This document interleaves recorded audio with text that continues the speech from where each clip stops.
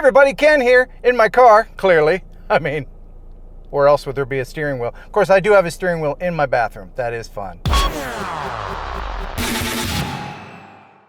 couple people have been asking me how I fly so smoothly with the Phantom 4. So I'm going to take you out somewhere and show you. In case you're wondering what kind of car this is a 2011 Mazda RX-8, and it is a 6-speed, so it's a little awkward holding the Osmo with my right hand that I usually use to shift with, and then shifting with my left hand, much like they do in England. I'm going to take you out to an old fire tower here in Huntington, Tennessee, and show you how to do an orbit and some smooth flying without any intelligent flight modes. It's a beautiful day. Oh, and I got a new microphone for the Osmo. I'm not using that right now. I'm actually using a recorder in my pocket for the audio because it's a little bit better. But the reason why I'm grinning every time I look at the Osmo is because the microphone sticks out of the front of it. It looks kind of phallic. Here's what it looks like. You see there? If the camera part is the head, yeah, you see what I mean? Anyway, that microphone is a lot better than the onboard microphone. Let's give that a listen. Okay, now we're listening to me speaking with the microphone that I purchased for about $10 on Amazon that looks like a PP, and I'll put the link on the description if you too would like to put a PP on your Osmo. Okay, here we are at the fire tower, and it does say no trespassing. And it's way up there. I don't know if you can see it up there through the trees. Okay. I do not like being out in the hot sun, so I'm going to make this quick. So let's get this puppy in the air here. And I think you can see my hands. I'm going to go ahead and start it with my hands. I usually do the auto start. Here we go.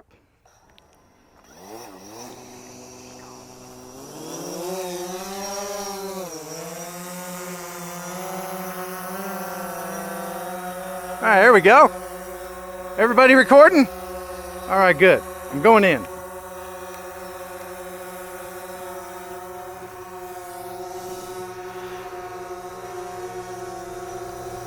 Off to the fire tower we go.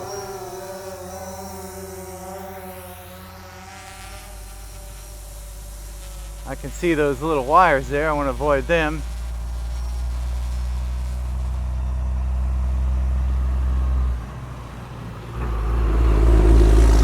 And a big, huge truck goes by.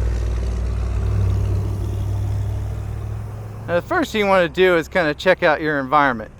Go to your target and give it a look around. Bring the camera down. I can see the clearance of the trees is pretty tight, so I don't want to go below the tree line with this. Unless I'm really brave. So, I'm going to go up a little bit above the tree line. And just do the first orbit here.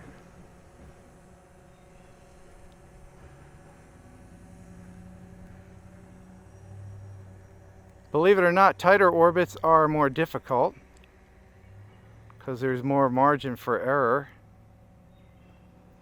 And the settings I have on the app are stock. I didn't change any of them. Maybe I should. Now the hard part is, for me, going the other way. Because you have to bring the sticks towards each other. And you have to get the balance of the yaw exactly with the turn so that it's always staying right in the middle. And then if I want to use my index finger to bring the camera down a little bit, not so smooth. Here I am teaching about a smooth orbit, and it's not so smooth. But anyway, maybe it's because I have 17 cameras going and I'm a little bit nervous. Now I have all of the collision avoidance off because I've been flying for a while and I kind of know how close I can get. That said, I still am going to be cautious. Let's try a tighter orbit. For me, it's easier to go around to the right, so I'm going to try that as this big huge truck comes by once again.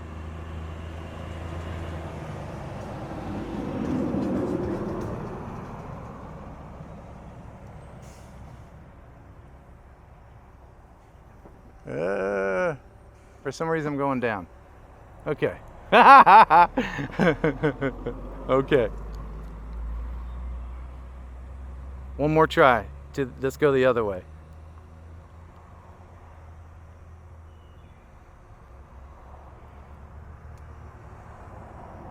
And you can go up a little bit as you go out. And then, if you can, work the camera too as you're going out.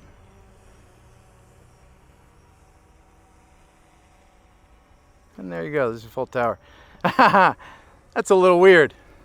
And it's very hot out here. All right, what I'm gonna do now is I think I'm to the side enough. And I'm gonna go straight down. I can see that I have enough clearance there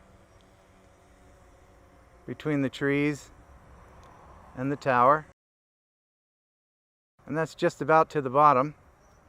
And I can tell because there's debris blowing away on the bottom and my shadow, as you can see it creeping in on the left there. So pan the camera up. And this is all stuff that you'll edit out.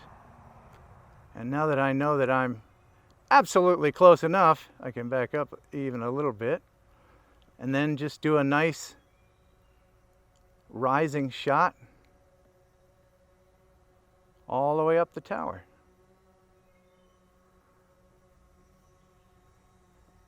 Now I can see the trees on the other side, and I figured the trees behind me are the same height, so I can back up a little bit as I go up and bring the camera down. And there we go. That was a bug. I think a bee landed on my face.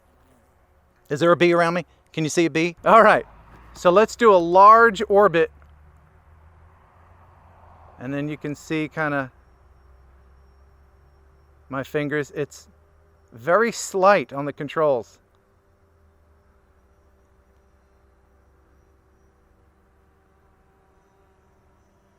Depending on the wind, might have to recenter it. And I'm going to pull back a little bit to widen it as I go, so it's bottom right. That's a nice little sweep out as we get the highway in the background and slow to a stop. And that's gonna just about do it. I'm gonna bring it back because I'm getting stinking hot. Well, as I bring this thing in for a landing, I'll say thank you very much for watching.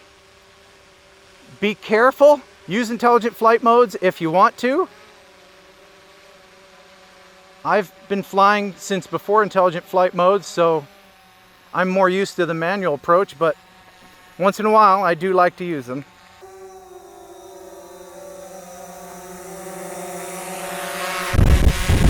And yes, I'm gonna catch it. You watch my thumb, just bring it all the way down and hold it, and then that's it, it's off. Thanks a lot. Subscribe if you want to, you don't have to. This video lovingly sponsored by RemotePilot101.com.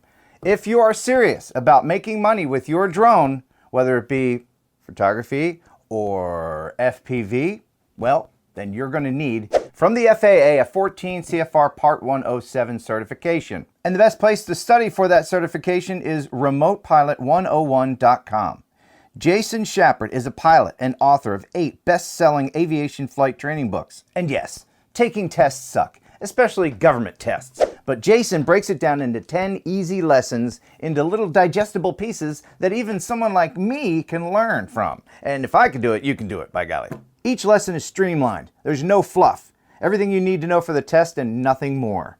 Plus, it's regularly updated, so if something new comes out, a new regulation, or the FAA just has a mood swing, Jason will let you know about it. As more and more drones are integrated into the United States airspace, the FAA will be coming out with more and more regulation, including things like remote ID and all the other crazy things you've been hearing about. So protect yourself, get the knowledge, become a Part 107 certified drone operator. There's never been a better time to get certified, so get the smarts you need to pass that test at remotepilot101.com.